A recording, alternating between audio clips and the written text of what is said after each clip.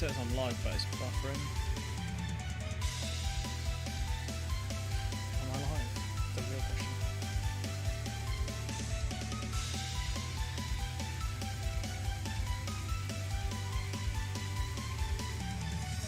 Stuck on buffering.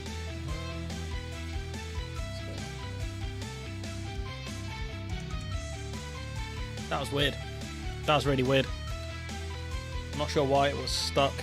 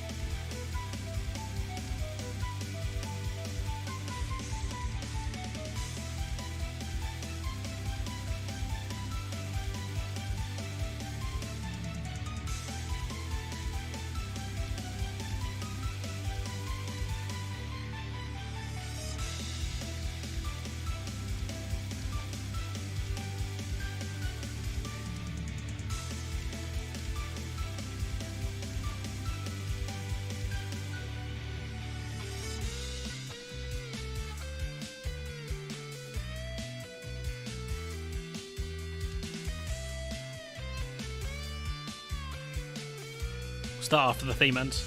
Shouldn't be more than a minute or two.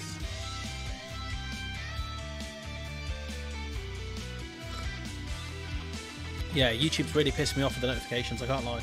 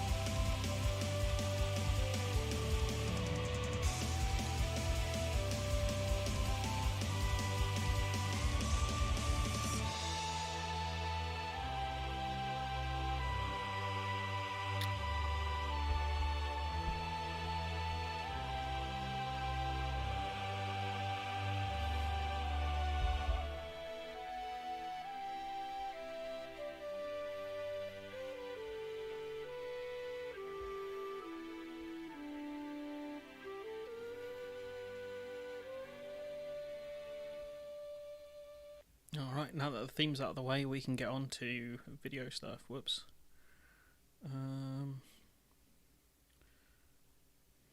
It's the comments page, that's the wrong page. So we'll start with the community post. There's one real question here from QA. There was one I got from someone on Discord as well. So yeah, you can always put them up here, or you can DM me on Discord if you're on Discord. Just don't DM me any weird stuff. But yeah, QA Library asks, how do you think the Conservatives will fight the next election with the party suffering from a lack of money, or will vested interests pay up to have their narrative pushed due to the donations? No pizza fund. Don't worry about it, Mithril. It's fine. I had a pizza yesterday, so don't worry about it. Ignore the question I sent you. So much going on. I didn't notice. I don't know what question you're talking about. Where's... Nah, you don't want to do this, Killer, because I'm in control now. You know, you can get muted. You can get put in timeout. You know, you don't want to mess with me on the platform. That's all I'm saying.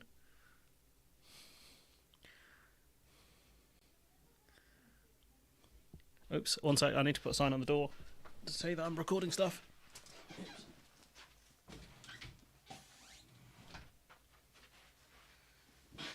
Okay.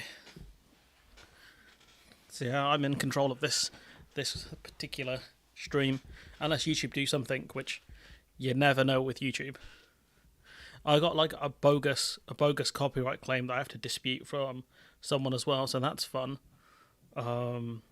bogus from the perspective of they are not the copyright holder, as far as I'm aware.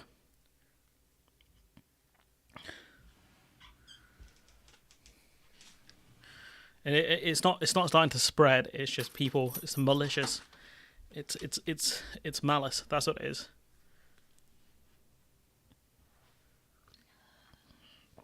It's people being malicious. I don't like it. But yeah, there is something I'm working on. I'm working on a long kind of project video on the Middle East. So not on the Middle East. that would be forever. But the ongoing conflict. I will be doing something on that probably tomorrow. I'm gonna try and get it sorted because I built up enough videos to take some time to do something else. But yeah, so QA's question before I was distracted by a bird. I think what they're going to do is they're going to focus on cultural stuff. Because they are the government, they will be given all the interview slots, or the vast majority of them. And I think what they'll do is say the most unhinged stuff, kind of like what Donald Trump did in 2016, and get a ton of free media coverage. The press will naturally come around them, like the tabloids and stuff. For the most part, will back them. So it's not, their main issue will be like their battle bus and whatever else. But given that there was one Tory donor, I think he paid, I'm going to say 5 million. I could be wrong on that one, but it was a significant contribution. I think there will still be people willing to donate for Tory party to gain more and more influence over the party, because as the pool of donors kind of dwindles, the ones that are left will have more and more control over the party. Because, the Tory party does help shape the Overton window, and that's one of the things that's important to these people. Like, if you look at where kind of Labour's policies are, that's, in part because of the Tories. And even the Tories in opposition would have something similar. I don't know, but I'm not going to comment on that. But, so to answer your question, QA, I think they're going to focus on the culture war, because that's what's evident. They're going to try and push the fact that, Sunak's not been in charge for that long, and pretend like, he's different to, his predecessors in Johnson and the rest of the gang. And I think that's what he's going to do. But again, it's hard to know. But they are focusing on cultural issues a lot. So it's very difficult. But I think for the most part, it's going to be very toxic. It's going to be very toxic and accusatory. You're already seeing them, using the ongoing conflict to prop themselves up. They use kind of the Russian invasion of Ukraine as well to kind of prop up kind of this global Britain image of, we're there, supporting them and giving them weapons. We were the first ones to give them actual main battle tanks. The what's it called? The Challenger 2 tanks. So I think that's kind of the angle they're going to go down. I don't know if I saw a ton of other questions under the community posts. This one's got a few. Most people are waiting for me to get better. What is a dentist? I'm lucky I've got an NHS dentist, I'm not going to lie. As soon as I saw an opening there, I just stole it. Oh, I didn't steal it, but I went for it. See if there's any questions down here. Oh yeah, I have to believe the 36 billion saved from it, the HS2 will be spent in the East and West Midlands. And in the north of England, most definitely. Yeah, it's not going to be fun times, but they've got to realise that those monsters that they are creating, they will come back, especially the ones that are from minority backgrounds. So we'll go into topics unless anyone's got any other questions as I drink my coffee maliciously during the stream.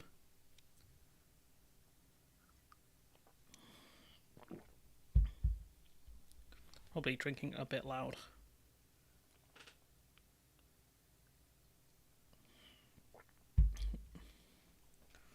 Alright, we'll discuss topics then. So this is from Ben Chu, the economics editor for the BBC, of BBC Newsnight, saying, quote, with hindsight, I don't think this is analysis, this is someone else's, former permanent secretary, saying that with hindsight, we probably should have taken advantage of low interest rates and borrowed more when times were more stable and invested more.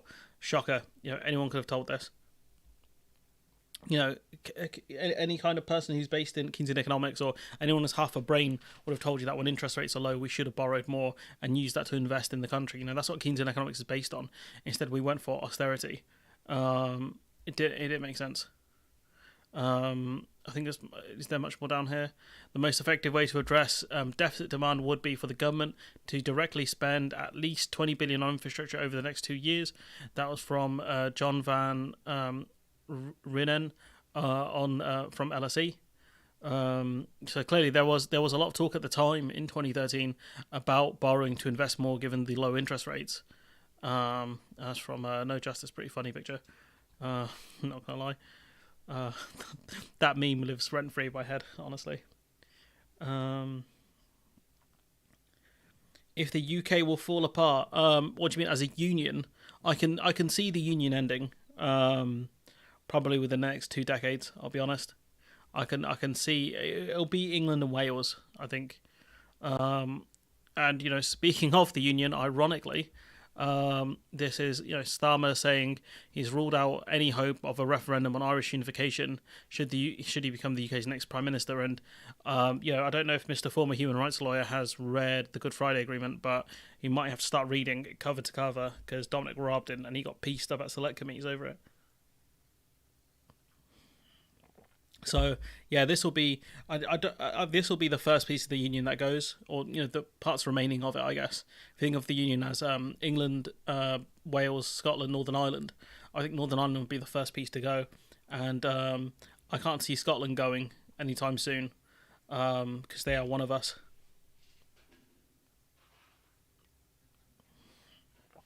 So yeah, have you seen the picture on the front of the new European Farage as the next? Oh no, that's not good, is it? That's not no. That's not all right. Let me see if I can find it.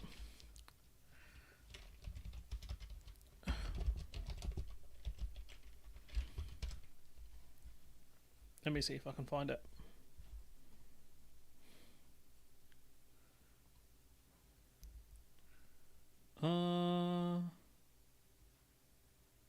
No, it doesn't look like it. Nigel Farage is the next Tory Prime Minister. The idea is poisonous and plausible.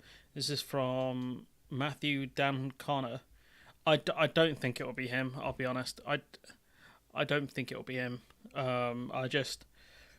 They would have to, like, let me put it this way, right? I doubt Nigel Farage is that popular in the Conservative Parliamentary Party, right? The CLP, I think it's called the CLP. Okay. We'll focus on the Starmer thing in a minute. I'll just go back to your question. So, I don't think Farage is going to be that popular amongst the elected Tory MPs. And so, he would have to, first of all, he would have to be selected in the constituency. He'd have to win a seat, which is something Nigel Farage has never done outside of proportional representation systems. So, that's the first thing. The second thing is that, he'd have to win a leadership contest. That would be difficult. And the third thing, let's see, as next Conservative Prime Minister, and the third thing is he's going to have to win an election. And I think the guy's in his 60s. Is he in his 60s? How old is? How does Google know what I'm going to search for? Scary. He's 59 years old, guys. He's 59. There's going to be so by the time the next election rolls around, he'll be 65, potentially. Maybe older than that. He'll be 66 potentially, 66 years old. I can't see. I think time's passed him by. I just don't think it's going to happen. It's going to be happening. Yeah, for EU citizens it would be a soap opera, but for the EU politicians it would not be. It'll be at least 15, 20 years before there's a United Ireland. But what I'm saying is, it won't be 15 to 20 years before there's a unification vote, I think. So yeah, see, all talk from the. No, I'm not going to do it on stream. I'll keep the banter for Discord. But yeah, with this one, like, the Labour Party is a staunch unionist party, which is ironic given that I think abroad they are more of a party of national self determination, or at least in my opinion they should be.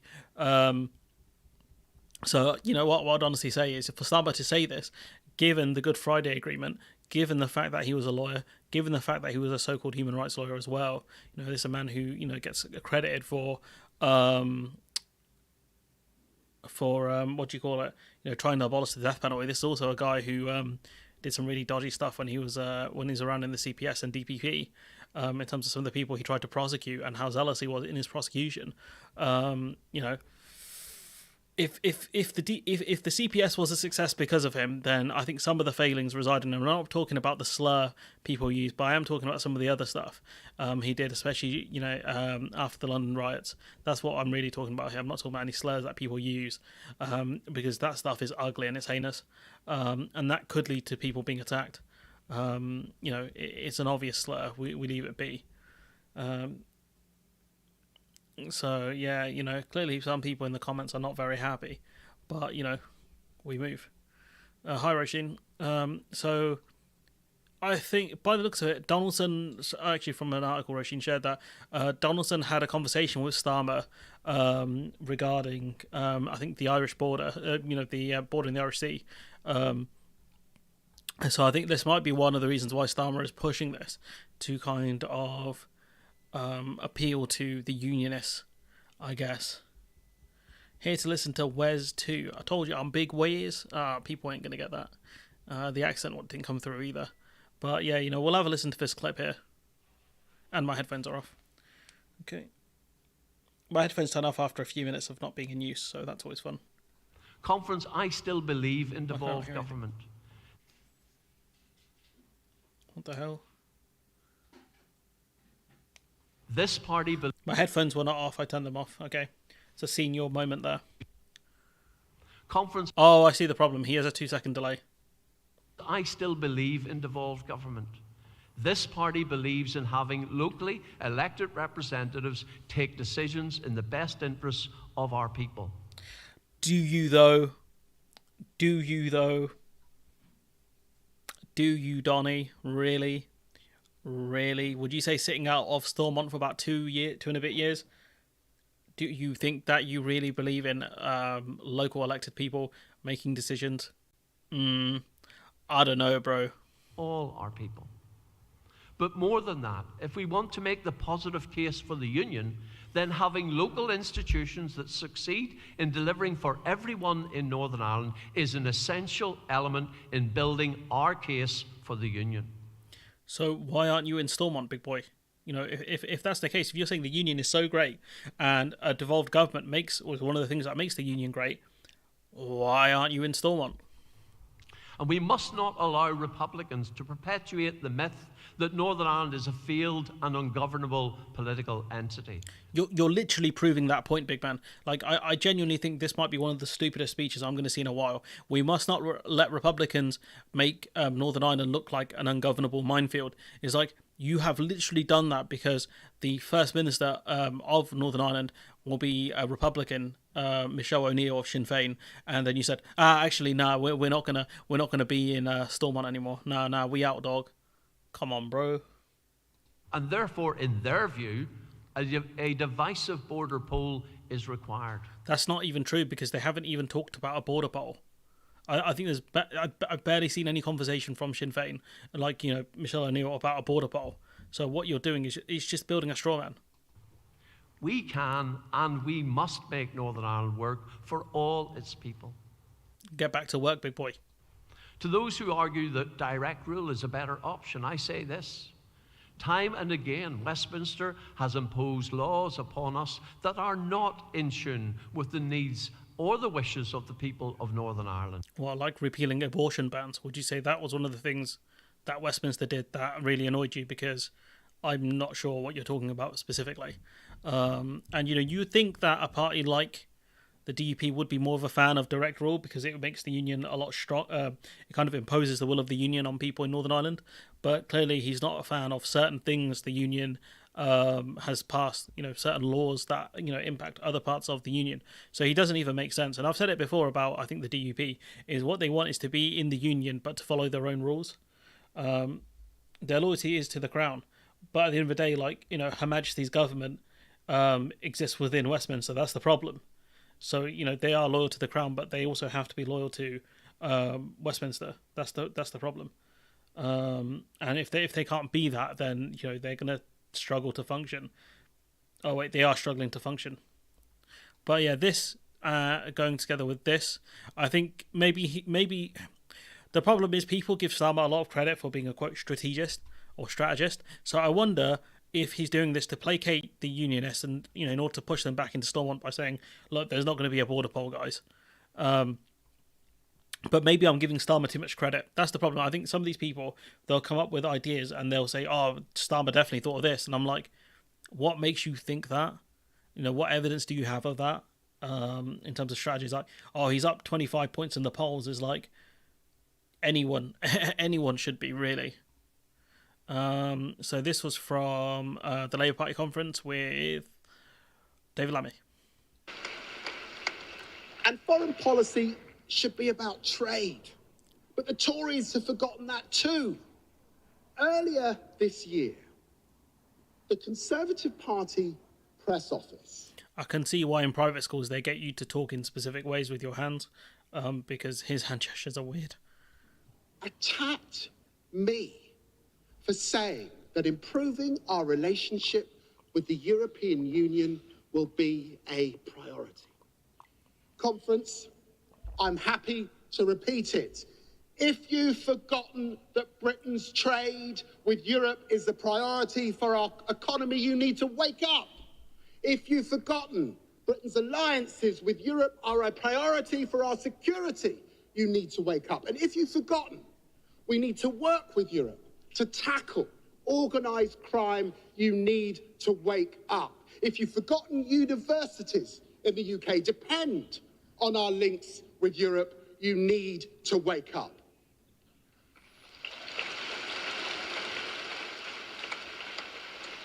I don't know if he's... it's just... All right, fair enough. So fine. It's very... we talk about the Tory conference being empty during when ministers speak, but this is not very promising. What's going on here? And conference, if you've forgotten, the French president is our friend and not our foe. You need to wake up. I mean, that's a fair point. For Liz Truss to be like, oh, I don't know if France are allies. Like, France have been our allies for a long time now. And we've been reliant on them and they've been reliant on us.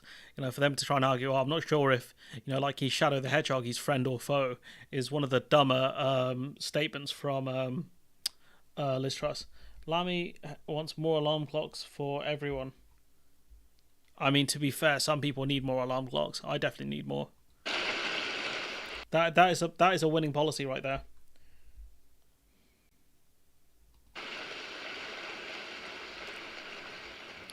With Labour, there will be no return to the single market or the customs union. But Okay, we've heard that one before, and I think Labour are always pushing this point. But again, we've spoken about this ad nauseum about the route back to the single market and customs union and how ridiculously hard it will be. Starmer is committed to improving our relations with Europe.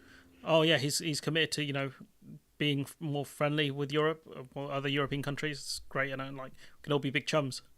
Delivering Britain a much better deal than we've got and seeking... How's he going to do that? Because, again, he keeps pushing an equivalency deal. The EU have been very straightforward and said, you're not going to get an equivalency deal, you can get an alignment deal. So what kind of deal are we going to get? And this is something I've discussed in a video that's going to come out soon. What kind of deal are we talking here, big boy? Because you're very flippant about what's going to happen. A new security pact to keep our country safe. The first duty of any government is to protect its citizens. The joy of having... I didn't realise we were in a politics for dummies class. Having Nazanin Zaghari Radcliffe with us this week has been profound. But it's also a sober reminder of other British nationals still waiting for justice. Labour's pledge is simple. We will implement a new legal right to consular assistance and appoint a special envoy for Britain's wrongly detained abroad. And that's good. I support this. Is that going to win you an election? No. Do people care about this in general? Probably not. But, making it so Britain's abroad can get consular assistance, how is that not a norm? Is that not the norm in most countries? That if you have a problem, you can speak to the embassy or a consulate or something like that? Is that not the norm for most countries? I'm confused. If not, then why do they exist?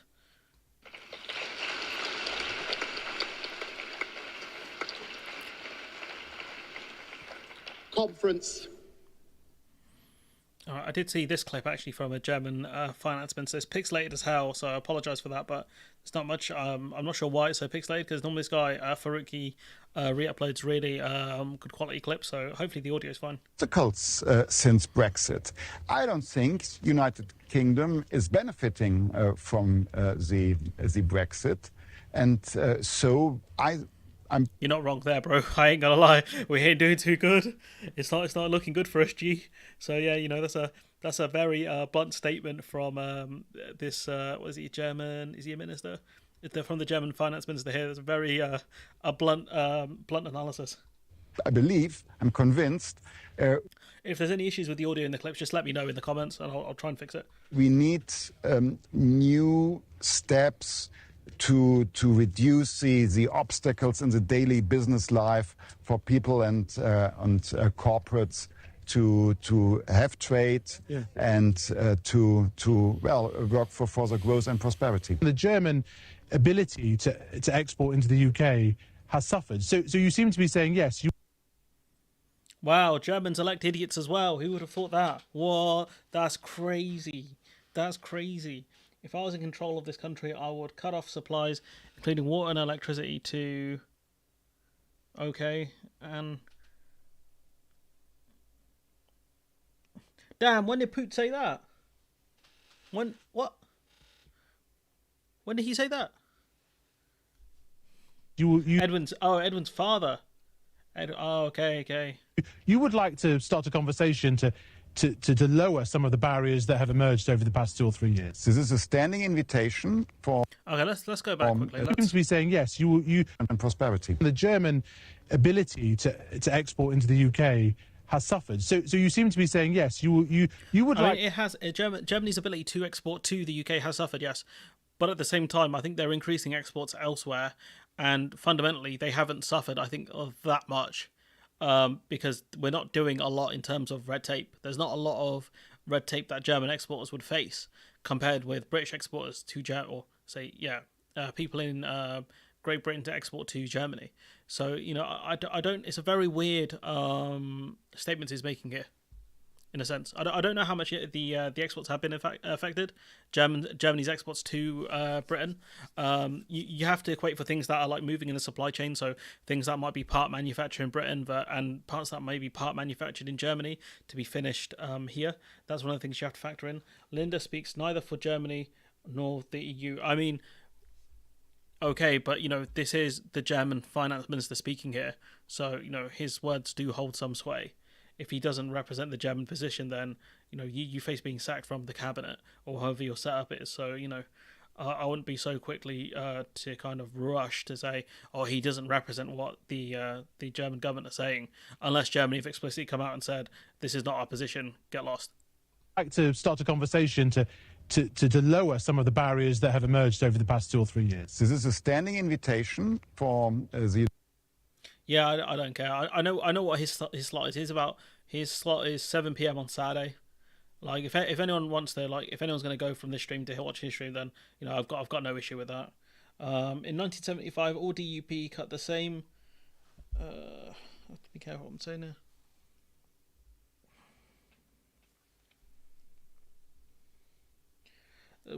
Linda is the weakest guy in the German coalition. I don't know, man. From what I've seen from Olaf Scholz, he doesn't inspire confidence much either. So if this guy is weaker than Olaf Scholz, then you guys have real problems over there.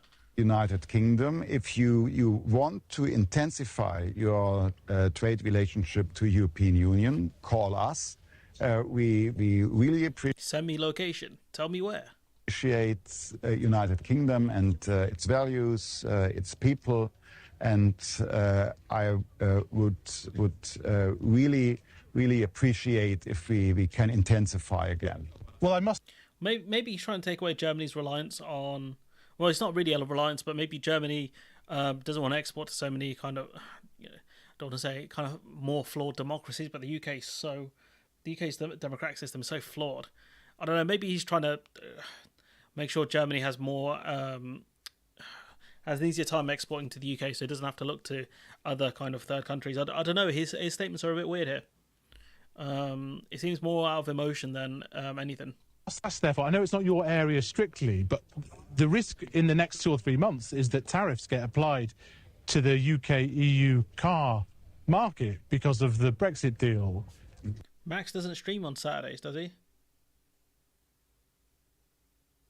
We're told that Germany doesn't really back that. Can you help us out with that situation? We're told that Germany doesn't EU car market because of the Brexit deal. We're told that Germany doesn't really back that. Can you help us out with that situation? Well, United Kingdom is now a third-party country. Facts. And so if United Kingdom decides for a special relationship with the European Union and our single market, you are invited. But at the moment, the United Kingdom decided for its own way, and so these are these obstacles in the daily life I regret. Yeah, I don't know. It seems more of a response. He said he would stream. Oh, I see. Max needs to know Saturdays are my stream days. So he needs to watch himself. Might have to message him, be like, "Yo, big man, watch out." But yeah, when it comes to this stuff here, I think he seems to be talking more out of emotion than anything.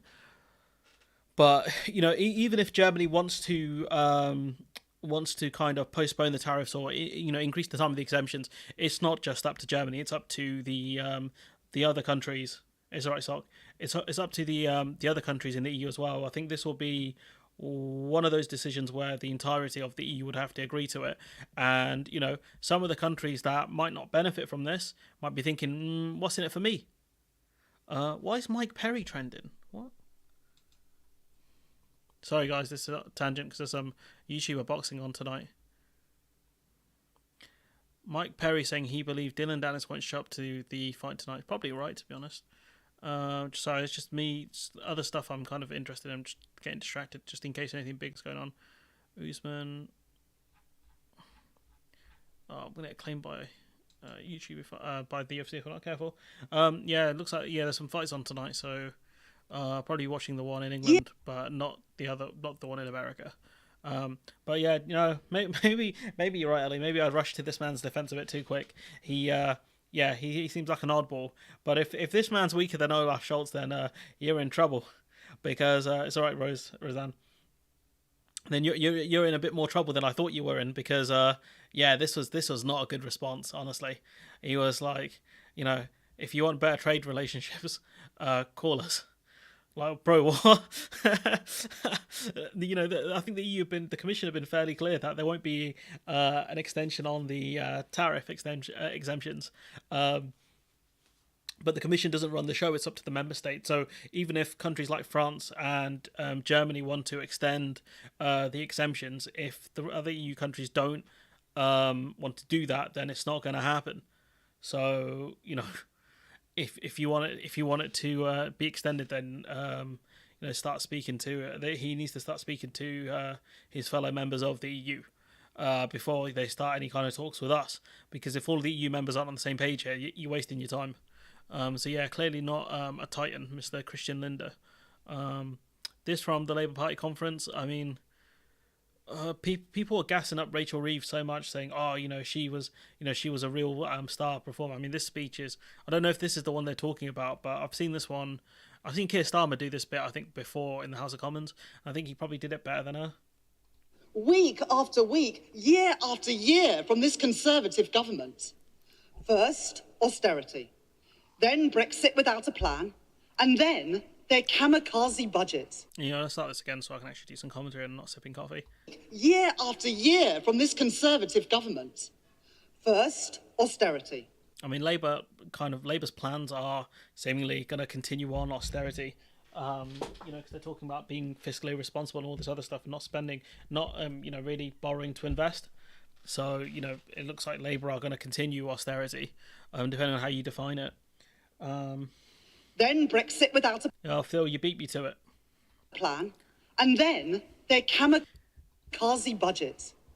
Growth weak, wages flat, taxes up, the price of energy up, the price of the family food shop up, and mortgage bills up hundreds of pounds every Would you say mortgage bills? You just say mortgages going up and rents going up. You wouldn't say mortgage bills. single month. Never forget. This time last year, in their clamour to cut taxes for those at the top, the Would you vote to increase taxes for those at the top? No? Conservatives caused market chaos. They did. Crashed the economy. Yep. And left working people to pay the price. I mean, there's also middle class people as well, but I get you don't really want to say that because you're at the Labour Party conference, but it wasn't just working class people. They got it the worst. The people on kind of welfare got it the worst. Got it, I think probably worse, to be honest. But let's see. Total of German exports increases 3.3% in the first 6 months of 2023. Linda has no. Are you comparing that to COVID though? Are you the first 3% of 2023 versus what 2022, 2021, 2020? What are you comparing it against? Because if you're comparing it against the COVID years, then it's not that surprising. But if you're comparing it to kind of pre-COVID levels, then it would be quite surprising. Especially when you factor in inflation. That is why you can never trust the Tories with our economy ever again. Yeah, never let them cook again. But fair enough. Actually, I'll be fair and say I didn't see what she said after this, so I don't know if she gave out some actual good policies or not. But from what I saw at the conference, you got to compare it. You got to compare it to like. You can't say, look at the 2023 statistics. They're so much better than, at some point, you got to compare it to, you need numbers to compare against when you talk about percentage increases, because otherwise it doesn't make much sense, especially with inflation as well. Like the raw value might have gone up, but if you're not factoring in things like inflation, given how bad it's been, it doesn't really give you a good picture. Statistics are always finicky. That's why I hate when people talk about expected goals. This is one I missed. I had it in the timeline, or I had it, one I had ready to go, which is Victoria Derbyshire. She got Starmer again in the same interview. She got him again. I covered one originally over the NHS, and that video is going to be out soon, depending on schedules and stuff. But I didn't see this one. If developers say to you, look, what you're suggesting is actually not financially viable, you risk no affordable houses being built. Well, so one of the reasons developers hate building kind of social housing is they say that there's not as much money in it. So that's one of the reasons why they don't do it, because they don't sell it at market value. I think they sell it below, or there must be some sort of ruling that I'm not 100% sure. That's why they don't do it. That's why the government should make it mandatory for housing developments to have, a portion of it to be social housing. What happens in practice is that developers say it is viable when they seek the permission in the first place. I mean, he's offering them extra pay in overtime. The problem is they're already burnt out from doing the hours they're doing and the overtime they're doing. So, expecting them to do even more, especially with some of them that work in the private sector on weekends or whatever, you're not going to be able to convince them to come back and to do that overtime at the NHS unless you're paying, very similar rates. It might be slightly less, but it's got to be similar rates, especially if those private practices are getting referrals from the NHS as well. You're just shuffling people around.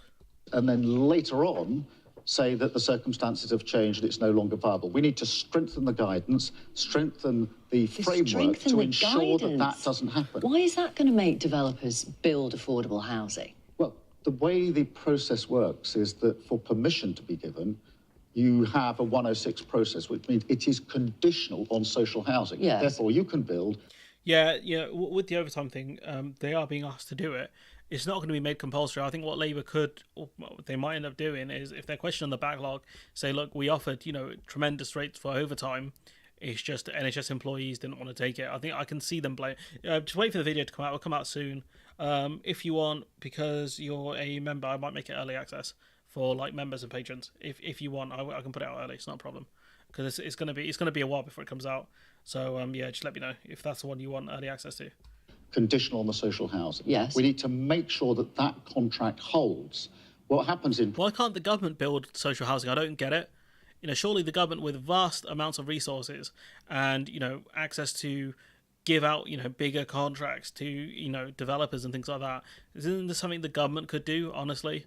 Practices, the contract is made, and over time it yields, and they're not held to it. We need to hold them to it. And how will you hold them to it? Well, that is about the statutory framework. That is about the guidance. So what? So they'd be breaking the law if they didn't do it? Well, what happens in practice, there's agreement is made. No, but what would you do? She's asking him the most basic follow-up questions and he's struggling to answer them. What the hell? Agreement is made. Who's going to run for Corbyn's seat? I don't know. Whoever, someone who really doesn't think they're going to win. Someone who's hoping that in the election after, they're going to be put in a much better spot, because the Tories do this. What they do is they will put up prospective candidates in unwinnable or really hard to win seats to see what they're made of. And then in the next election cycle, kind of use them in more winnable seats. I think they did so with Boris Johnson. I think he ran for a seat in the north of England. I think they did it with Theresa May as well. So that's something I would keep an eye out for. It's challenged. It then usually ends up in court because there isn't clarity about the guidance. So if we can crack, that is where these projects fall down. And if we can track that, we can crack on with social housing. Sure, but it sounds like if you make the guidance clearer, suddenly private developers are going to be... I'm not sure what that scratching sound is. It's coming from this video, but I'm not sure what's going on with that. They're more robust. I can tell you... And if they still don't do it, what will you do? I've seen this by myself. And I'm asking you what you'd do if the developers say, look, it's just not financially viable. What will you actually do? Well, the whole contract falls then and they can't build at all. So that is not a good place for them to end up in. Well, that's the problem, isn't it? So there'll be no houses built at all. The problem is it breaks down further down the line, ends up in court, and we need to stop that happening. But, it is technical stuff, but it is the single big... Also, you need to make sure these firms are actually viable, because if they take out this contract, I don't know what Bro's talking about, honestly. Biggest problem in building that social housing. Okay. And just to give confidence in this, there are some places, some authorities, where this is working really well. It's just not working everywhere. We want to make sure it is working. Where is this working well? Like, where is this increased guidance going from? I don't get it. If it's already working well, then what are you going to change? I genuinely, I've watched this. This is a 2-minute clip, right? We've learned nothing about what Labour are going to do. Genuinely, how is that possible? Bro spoke for at least, I think, a minute, and I still don't know what their plans are. It don't make sense. Actually, do you know what? Speaking of house building, there was something here. Here we go. Speaking of house building. Near building as many homes as actually, we're on track to deliver our manifesto commitment to deliver 1 million homes this Parliament. We are absolutely this Parliament. Yo, what? Look at Hug, his face. Oh my days. Oh my days. How has no one turned this into a meme? Hi everyone. Look at this. Look at this face. Oh my days. Oh.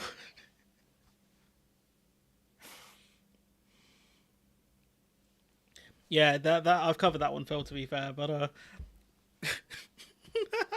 at his face.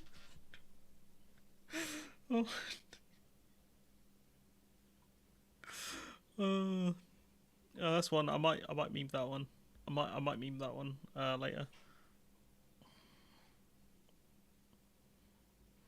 I reckon I'll keep this one. This one's pretty good. homes this Parliament. We are absolutely on track. We have delivered. I mean, the Housing Minister, Robert Generally, said you're nowhere near it. Did Fiona Bruce bust up her wrist? What's up with that? You're nowhere near it. We are on track. We delivered 2.3 million homes since 2010, and of course we've had schemes throughout. Hold up, what they say? How many houses they're saying they're going to build? 1 million homes. They built 2.3 since 20. What did she say? Had schemes throughout the decade. And you're nowhere near. Million homes. We delivered 2.3 million homes since 2010, and 2.3 million homes. So you're talking less than. I don't even know, man. I just have they actually delivered that much? I don't know. Clearly the audience doesn't believe it. We are on track. We delivered 2.3 million homes since. Absolutely on track. We have delivered. I mean, the Housing Minister, Robert Generally, said you're nowhere near it. We are on track. We delivered 2.3 million homes, this Parliament. We are absolutely. People in the audience are laughing. They're not amused by this. Yeah, no, I don't know if they're going to reach their target. But again, building homes is one thing. Are these homes affordable? Are they suitable for people? I don't know. This one was a weird article that falls under, I guess, miscellaneous, which is the world's. Let's see. Where's the one from Lammy? I'll see if I remember to throw this one in. The world's largest fusion project will be built in France, and scientists from all over the world will be involved, but not ours. The government says the UK has decided to pursue a domestic fusion energy strategy instead of associating with the EU's Euratom programme. So we're back in Horizon, but we won't be involved in the creation of these projects. What was the point? What was the point? I don't get it. What is this? Why bother going back into Erasmus then? I see. Oh, this one was interesting. So it's about the Crown Courts. So what's happened now is the prisons are full. So the government have told the judges to delay, I think, sentencing, prison sentences. There is delay sentencing for violent criminals. Tom Tug on his hat said this is a new one on me. And Ridge saying, "Oh, let's watch the clip before I narrate everything." There's another report that I did want to ask you about. It's in the Times today, and it's talking about here in the UK, Crown Courts being asked to delay sentencing of rapists because the jails are full. Well, is that true? That's extraordinary. What we've been doing in recent days, in recent months rather, is increasing the number of prison places. We're increasing. I think the number is about 100. But is that story true? I'm going to look. Forgive me. This is new on me, so I'm going to have to check with the Lord Chancellor before I can comment on it. But what vintage. I haven't seen it. This one's new, therefore I cannot comment on this. Maybe journalists go with the classic. If it is true, what do you think about it? Maybe that's what they should go for, and then he would say, "Well, I don't know." Can tell you is that we are building new prison places, and what we've got is we've got a wave of prosecutions coming through and therefore a wave of detentions coming through because of the COVID pandemic and then because of the barristers' strike. So what we're doing is we're increasing the number blaming the barrister strike that was there for like a couple of weeks at most. Maybe if you paid them properly, they wouldn't have gone on strike. That's on you, Chief. Also, the fact that the court backlogs were massive even before COVID. So, to kind of blame the pandemic doesn't make any sense. Prison places, and we've been doing that now for a number of years, and we're making sure that those who commit the most violent acts or most violent sexual acts are not able to get early release, and that is putting extra pressure on our prison places. So what you're saying is you've stopped some prisoners from being released early, which is fine. They've also changed the sentencing to make them more aggressive, not more aggressive, longer, but then you didn't build more prison places to accommodate for this. Absolute geniuses in the Tory government here. Already got to enough. Yeah, when Rishi Sunak says kids should stay in school till they're 18 to practice to do more maths, I think his whole cabinet should go back to school at this point. 5,000 more prison places now, and we're increasing that to 20,000 more. I mean, I guess some people watching might be thinking this is a government, soft on crime. You talk the game when it comes to being tough on crime, being tough on rapists, tough on criminals, but if the system can't cope with that, aren't enough prison places. Yeah, I mean, it's far. Some of these sentences are very low. So what the government do have control over is not necessarily the sentence itself, but the mandatory minimums. So if the government said the mandatory minimum for murder is like 30 years, then a judge couldn't really give below 30 years for a murder. But if you do stuff like that, which you can agree merits on certain crimes, what should the length be? That's fine. But if you increase the mandatory minimums for crimes, that means prisoners are going to be in the pen, in jail. I can't think of any words for jail. Longer. They're going to be in pen for longer. So what that means is you need to understand that, especially as the COVID backlog ends as well. It doesn't end, it kind of comes down a bit because you can actually do more in-person hearings. That means there are going to be more, people being sent to prison, and you've also created a system where people are going to be held in prison longer. So if you don't have enough prison spaces, what are you going to do? Surely you factor in some sort of model when you come up with the system of increasing mandatory minimums. Surely a smart government would do that. But then again, I don't know. I see Mithril saying, I have a friend who was a prison officer. He's been doing it for 3 years and is frequently the senior officer on his what?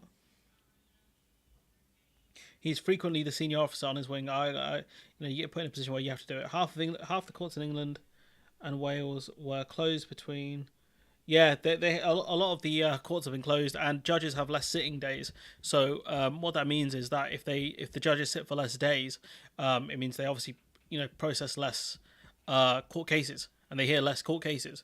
So what the government of this party of law and order have done is hollow out the judiciary to a point where it is struggling to function, and they pretend to be the party of law and order because certain journalists let them get away with it.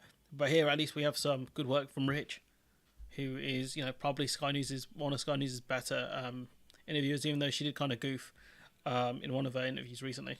If there are delays to the court process, and that's pretty meaningless. Sophie, forgive me, but that's absolutely not true. We're absolutely clear that those who commit violent acts, sexual acts against people in the United Kingdom will go to prison, and will go to prison for long periods of time to protect the British people. But they've been delayed. Their court, the sentencing's been delayed because the prisons are full. So that's fine saying they're going to prison. They're going to go to prison for a long time, but the victims are still waiting for their abusers to be sentenced. You're prologuing this cycle. It doesn't make sense. That's why we're increasing the number of prison places, and that's why we're absolutely adamant that those who are convicted of these horrendous crimes will go to prison. That's why Alex Chalk, the Lord Chancellor, has been so keen to increase the conviction rate for rape in this country, which has for far too long been too low. And who was in charge during that time? That was you guys. But once again, if you do manage to improve the conviction rate, which I really hope that they do, because the conviction rate is really low right now. It's at 2 means you're going to fall into a bigger problem because you don't have the prison places. It doesn't make sense. Increase all of the stuff that they have done will lead to a system where you need more prison places and bigger prisons. What they have done is create that kind of need for more places in prison, but they didn't build the prisons or enough prisons. Just how does this make sense? Genuine question. How has anyone, have the civil service not figured this out? They must have done, because they're pretty smart people. Did they not say to the Home Office Minister or the one who's in charge of the judicial system, we're not doing this is good, but if you do this, you're going to need bigger prisons? No, did no one do this? Really? No one thought of this. Genuine question. 4 in 10 police stations were also closed. Yeah, they closed police stations. They cut the amount of police officers. They cut the amount of police support officers. They cut everything, and crime went up dramatically. They cut youth services. They did so many things that really increased the amount of crime that we saw, and it's kind of, they're kind of shocked to come out and say, we need to build more prisons. Wow, who is surprised by this? I'll have to put on that Nate Diaz clip, because I'm not surprised. I just genuinely, no one should be surprised by this. You create a system where there's going to be longer prison terms, and then you don't realise that you're going to need more prisons. Wow, it's big brain time at the Tory party when they come up with some of this stuff. Big brain time. I wonder who it was. Probably Dave Cameron. This will probably end on Starmer, which I found kind of funny. So yeah, we'll probably, if you got any questions, just drop them in the chat. But, we're going to look at watching this clip from Starmer. It'll be the last of the kind of topics I'm going to discuss, unless anyone has any specific questions, which, if you do, throw them in. Yeah, throw them in if you've got any, but this clip is, yeah. Here's 5 things a mission-driven Labour government would do. Get Britain building again. We will build 1.5 million new homes across Britain in 5 years and invest in our infrastructure. The bit on the investment in infrastructure, they did talk about building more schools, and I can't remember the second thing. They said they'll build more schools and something else, so it's not just a load of new builds and nothing else to kind of support it. So this, again, is fine, a good mission, not promise, a mission. Or it's not a pledge, it's a mission. We will switch on Great British Energy, a new energy company that will harness clean British power for good British jobs. I'll have to wait and see on the Great British Power, because again, I think I don't want to say who specifically said this, just in case I kind of misquote them, but it has been accused of being a slush fund for green energy startups, and it won't really. The whole point of this should be the nation owns assets in green energy. Like, the nation will own wind turbines and things like that, and that will generate income for the country by either cheaper bills, energy bills, or it will be sold on the international market, and we will, use that money to invest in the country. Those are the 2 things that we could do. But from what I've heard, I've not heard anything promising about Great British Energy. That's all I'll say. That's all I'll say on this. Get the NH clean Scottish Power, probably. I mean, maybe we'll invest in clean coal. Just back on its feet, paying staff properly to work around the clock to cut waiting lists. I mean, that's the overtime thing. But again, how much is paying the staff properly? Because we've seen the pay increase they want, which is an above inflation pay rise based on the amount of pay rises they didn't get because of the coalition government. So, what is a fair pay rise? Have you discussed with the BMA what a fair pay rise is? Did you discuss with the BMA how much overtime could be done safely? I don't know. We will take back our streets with more police in your town to fight antisocial behaviour.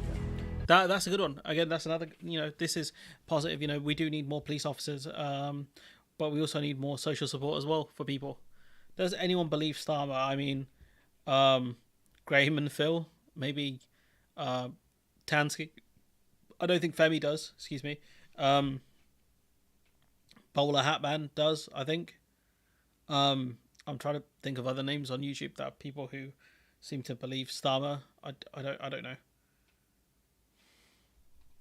And we will break down barriers to opportunity so everyone across the country gets the chance to succeed. Labour will get Britain's future back. So, you might be thinking... Here's 5 things. Oh, stop talking. Mission. You might be thinking, right? Damn, Labour got 5 missions. And I was thinking, wait a minute, I've heard this one before. I've heard this line before. And I was thinking, who else has talked about 5 missions? Now, from what I can see, Labour's 5 missions, because I googled this, right? And so they've got 2 different pages up. They got missions, the Labour Party, and they've got a mission-driven government. And they'll end the sticking plaster politics, which is Starmer's favourite line. What makes a strong mission? Oh, this will be fun. This is something I've been moaning about for ages. So let's see what makes a strong mission.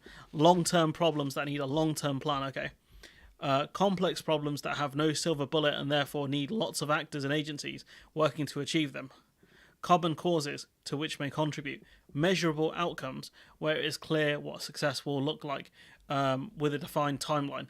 Ambitious but obtainable goals, so strive to be beyond the incremental and make a lasting change. So if we listen again to what he's talking about here, and I'll put this, I'll move this tab quickly, so the audio we can kind of judge each promise on these things, right? And then we'll go back and go over the other kind of missions that he's spoken about previously.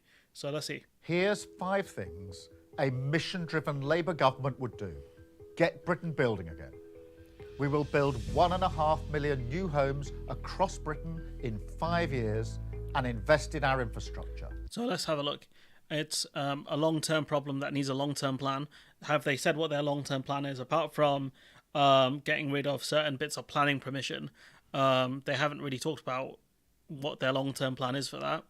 It's a complex problem that requires lots of different actors and agencies, which is true, but they haven't really talked about it that much. High leads, common causes to which many want to contribute. I mean, is building houses a common cause? Probably. Okay. Measurable outcomes. Yeah, there's a measurable outcome there. The housing, 1.2 million housing over 5 years. Ambitious but attainable. Yeah, I'd say it probably falls into that one. So let's have a look at the next one. We will switch on Great British Energy, a new energy company that will harness clean British power for good British jobs. Get the NHS back on it. I mean, with that one, okay, we will, clean British energy. Ambitious, attainable. Yeah, is it measurable? Not really. They'll switch it on, and I don't know like what the success means of that. Like what do they need to make Great British Energy successful? With the other stuff, does it have a long-term plan? No one knows what Great British Energy company will be like. So that doesn't match up. Get the NHS back on its feet, paying staff properly to work around the clock to cut waiting lists. We will. With that one, cut the waiting list. Is it measurable? No, because if you cut the waiting list by a month, does that mean that goal has been achieved? We don't know how much they want to cut it by, based on this video that he's put out here, based on this specific mission. The other stuff, I think he hasn't really given us much of a long-term plan. I think he fails on that one. We'll take back our streets with more police in your town to fight antisocial behaviour. Okay. Would you say that's a measurable outcome? Kind of. If there's less crime, I guess. Ambitious but attainable. It depends how much crime you say you're going to fight on. If there's a specific goal given here, that kind of falls under these 2 points here. It's not looking too good for him, honestly. And we will break down barriers to opportunity so everyone across the country gets the chance to succeed. Labour will... So you will break down barriers so everyone gets the chance to succeed. I mean, how the hell do we measure that one? There's no long-term plan for it. Yes, it's a complex problem. So you've got number 2 there. You've got number 3 there. You're missing 4 and 5. So again, this one's another fail, which is, again, not great. Now my thing wants to be annoying. All right, we're gonna... So again, it's not looking too great for the 5 promises based on his own criteria that he has set out on, the Labour page here. So we've got that one, right? But you might be thinking, right, where have I heard about 5 missions before? And unfortunately, I don't have a video for this. But we do have this page. Bear with me, there's someone at the door. Just give me a second.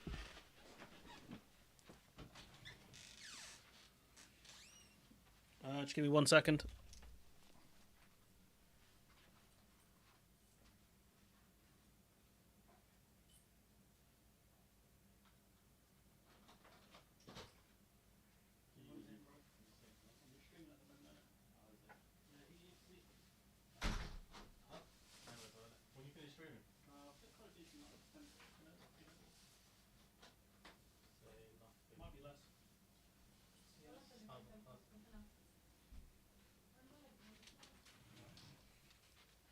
Okay, sorry about that. I had a guest at the door. I had to open the door.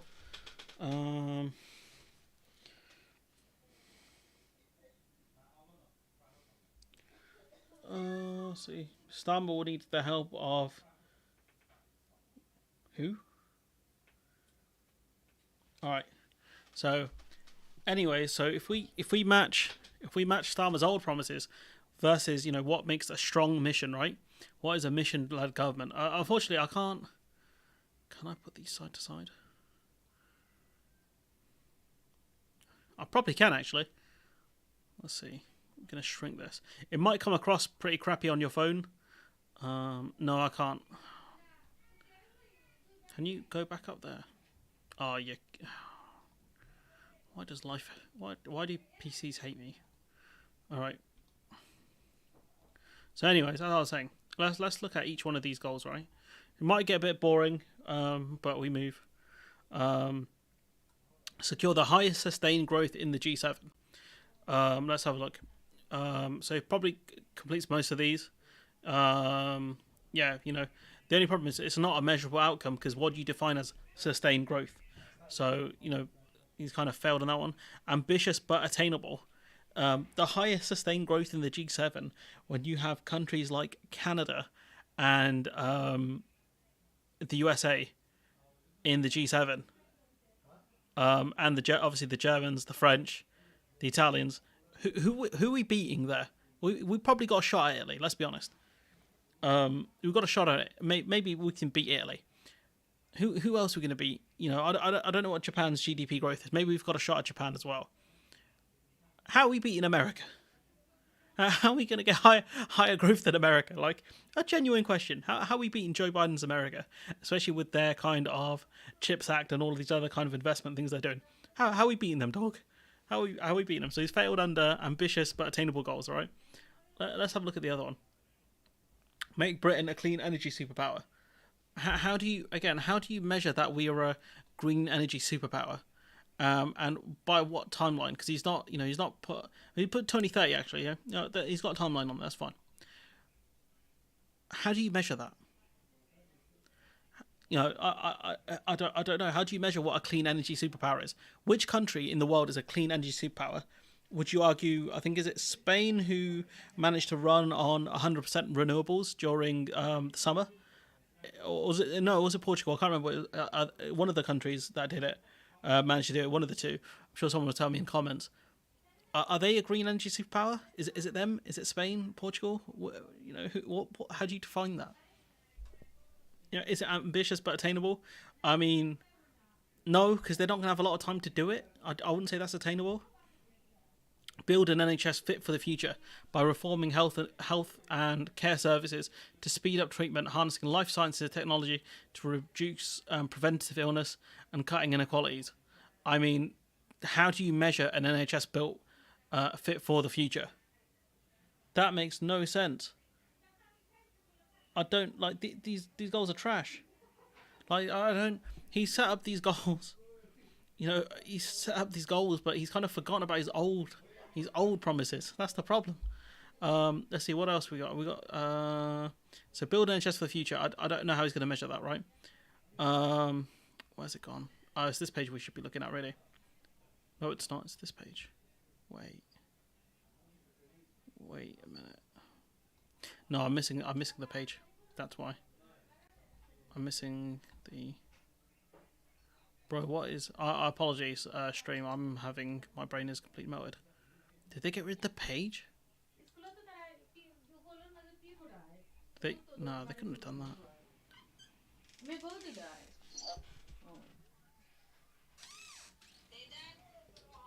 It's a rude interruption. I can't find it. Did they take the page down? I was talking about it like that. There's no way anyone's doing that one. Clean energy clarity factors. Highest growth in the G7. Clarity factor. That's not even true because they talked about the high sustained growth. So, they've got their own grading here, which I really disagree with. Safe streets. Labour said it will half knife crime, half violence against women and girls, increase the rate of solved crime, and restore confidence in the police. I mean, half knife crime. I mean, how are you measuring? What year are you measuring the statistics on? Are you going to measure the years where we had the lowest level of knife crime or the highest levels? Or are you going to look at an average? You know, the clarity factor there is really 2. And again, you know, these are fine goals to have. Are these things measurable? You know, is it a measurable outcome? Not really, no. Is it attainable? Probably not. I can't imagine a world where they can manage to half knife crime. Genuinely, like, given how bad it's getting and how much worse it's going to become, Like, I don't see Labour managing to do this in the space of 5 years. Maybe 10 to 15, but there's no way they're doing this in 5 years. There's no way. And you can see, I think if we see, is this the same page?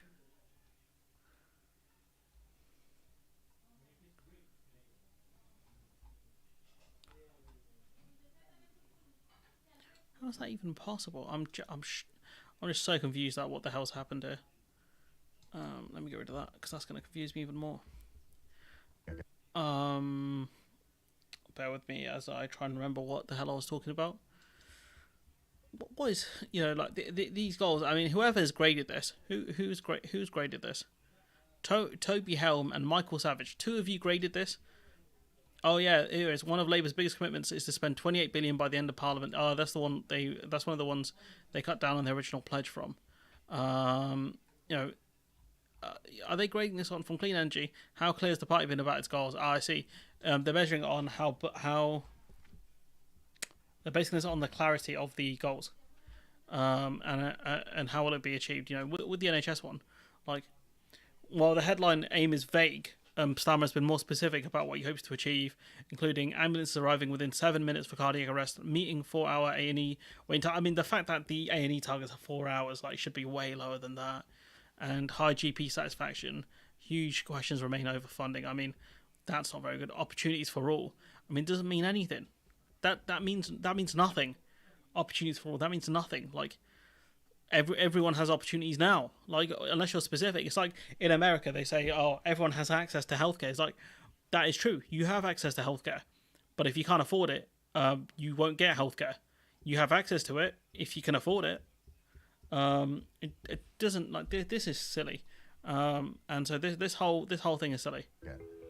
We will build 1.5 million new homes across Britain in 5 years. I mean, do we even have the expertise, the people to do that?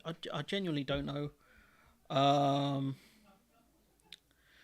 Yeah, this is getting silly now. This missions, pledges, promises. I think those are the 3 he's kind of ran through.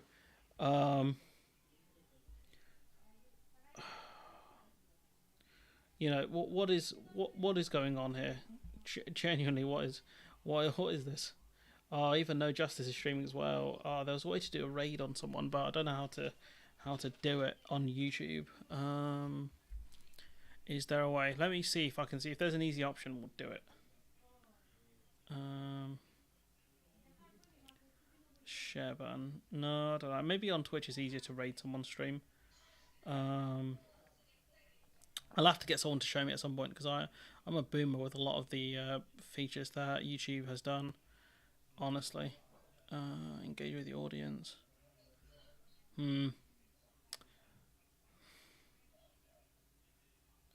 Anyways, if there's no questions here, we'll probably look at ending the stream. How to raid? Let's see if we can find it quickly. Stream. Here we go. Let's see if we can find it. Is there a text one?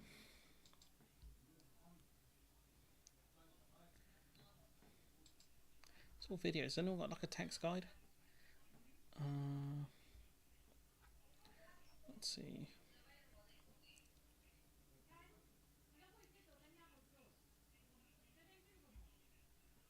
It's happening with cross-channel redirects. Let's see. Log into YouTube Studio. Oh, you have to.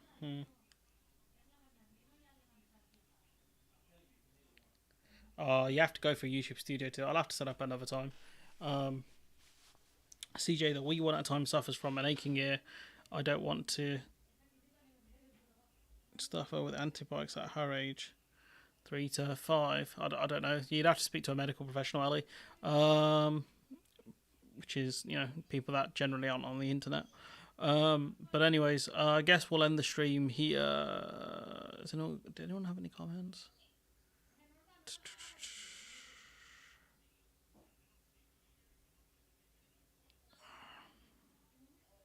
No, just people talking about toothaches. I hate toothaches. Do you know what? Sometimes if you have a toothache, you can get an earache as well because the nerves are quite close to each other. I had that as well. I had that fairly recently, and as soon as my toothache was gone, my earache was gone. So it's probably related to the toothache. But yeah, it's worth speaking to a medical professional, as always. Not a doctor, because you have to give disclaimers, because otherwise people hold you to account. Apparently, but yeah, we'll end the stream here, guys, and gals, and anyone else. Yeah, sorry, I was a bit sleepy. We'll end the stream here. Let me know what you think in the comments if you're watching this back. A touch of the old low energy jab vibes here. Let me see if I can find that. Let's see if we can find it. Low energy jab.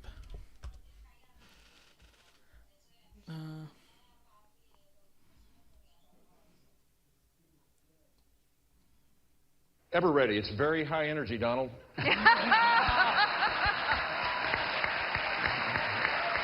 This is when American politics peaked. This era right here.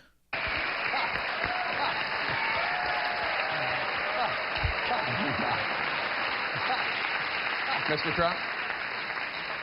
Humble. I'm not gonna say it. No, where is the low energy jab? Oh no, I'm so annoyed I can't find it. Oh, here we go. Oh, it's a 2-minute clip. I don't want to play that one.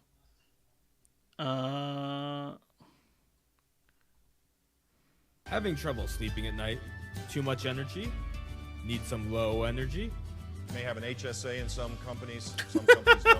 But I think the norm ought to be jab for all your sleeping no, I couldn't needs. find. Oh, now I'm upset. Now I couldn't find the low energy jab clip. Oh, this is more evidence of why I need a soundboard. Yeah, let's see if there's anything interesting here. Populist solutions are childish and offensive, according to Austerity Boy Rory Stewart. Probably a guy worth ignoring, but you know, that's just my opinion on Austerity Boy.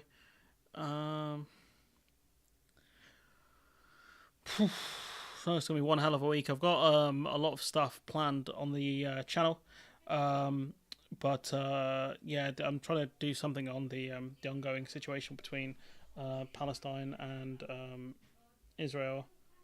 Yeah, this is one of the hardest topics to kind of discuss.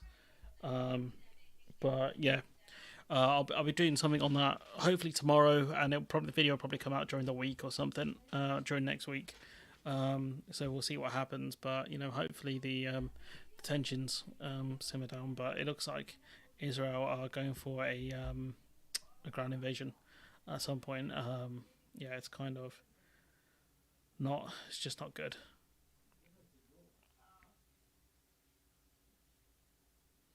Trying to see if there's anything interesting going on.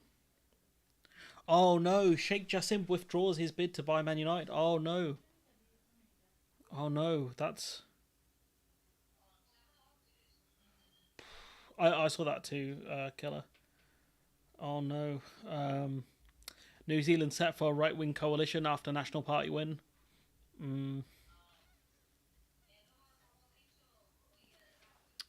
Can't believe it. Sheikh Jassim bin Al-Hamad Al-Thani, or Thani, I'm not sure how to pronounce his name fully, has pulled out.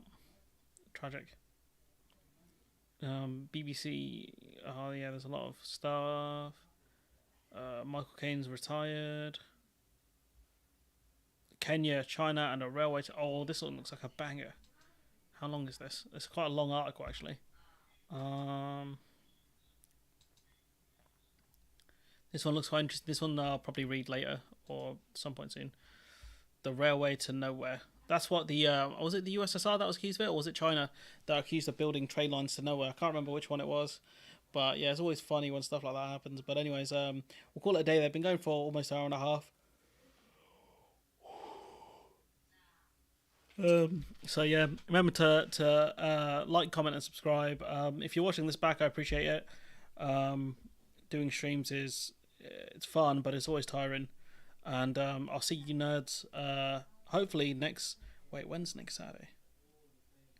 So on the 21st, I'll be trying to stream again, but on the 28th, I won't be streaming because I've got a thing I have to do. So I can't stream on the 28th.